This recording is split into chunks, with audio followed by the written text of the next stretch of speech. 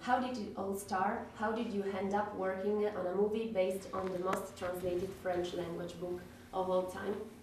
I was approached by the producers, Dimitri Rassam and Aton Soumache, the two French producers that had created a partnership with the estate. And they had an ambition to make a big movie out of the book. I didn't know this at the time, but they had actually talked to many different directors and many different people. They were trying to find a way to make a movie.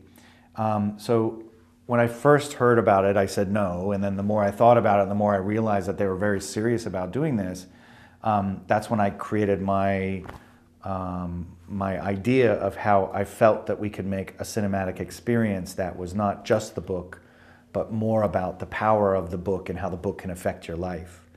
So once I came up with that, I pitched that back to the producers, and they were very excited because they felt that it was the first time they had spoken with anybody who dared to go outside the bounds of what the book created.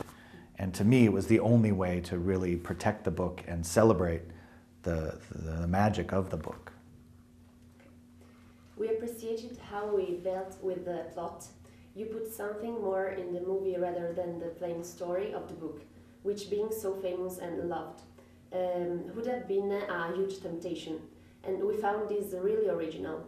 Did you think of a side story, and how did you come up with it? Well, it was really just out of necessity. You know, the side story, or the larger story, as I call it, that surrounds the book is really born out of the elements of the book, and it was really just something that developed over time with the help of my writers, with the storyboard artists, the other visual artists that worked on the film. And it was really quite an involved process of trying to find just the right framework that would both support the book and protect the book. You know, and I wanted to take risks as well. I think the book is a fairly unique work of art, and I thought to really pay tribute to it, we had to also endeavor to take risks like the book took. So there are some things that we do in the larger film that make it a cinematic experience. And it was really just inspired by many different interpretations of the book and personal feelings of the book that I shared with my core team. We are very impressed by the fact that the movies you work on always have a stellar cast of feature voices, like Dustin Hoffman, Lucy Liu, and Angelina Jolie for Kung Fu Panda, for instance, and Marion Cotillard, Jeff Bridges, Benicio del Toro, and also your son, Riley Osborne, in the role of the little prince himself. How do you pick actors for the kind of gestuality and the phlegm you imagine for your animated characters? You know, it's different. There's no one way to do it. Sometimes casting ideas come from different places. Sometimes it's an idea from a producer, like Dustin Hoffman as Shifu was actually the idea of Jeffrey Katzenberg. We were struggling to find a voice for Master Shifu, and he suggested Dustin Hoffman. And you know, Dustin Hoffman's genius, brilliant actor, and so it was really kind of an exciting, extraordinary opportunity to work with him to create something. He really wanted to create something for us and not just give us something that already existed or that he had already done.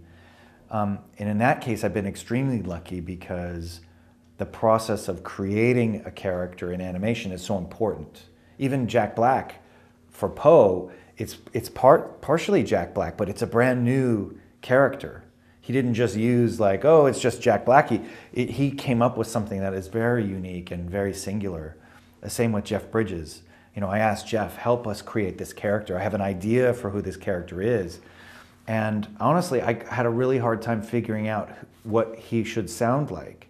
And it was my writer, one of my writers, Irina Brignol, she was the one who said, I always picture Jeff Bridges. And once she said that, I couldn't get it out of my head, and it became quite an obsession to try to get to Jeff and make sure Jeff could understand what we were doing. And once Jeff entered the process, I mean, he did an incredible job of inventing a character that I think is really special. I've had a lot of incredible luck and a lot of credible experience with every actor I've worked with on this project. Rachel McAdams did a really phenomenal job of bringing a heart to this mother character, a real humanity to her. There's a really beautiful fragility to her voice, and she brought that and created something really kind of unique. We can laugh at her, but we can relate to her at the same time.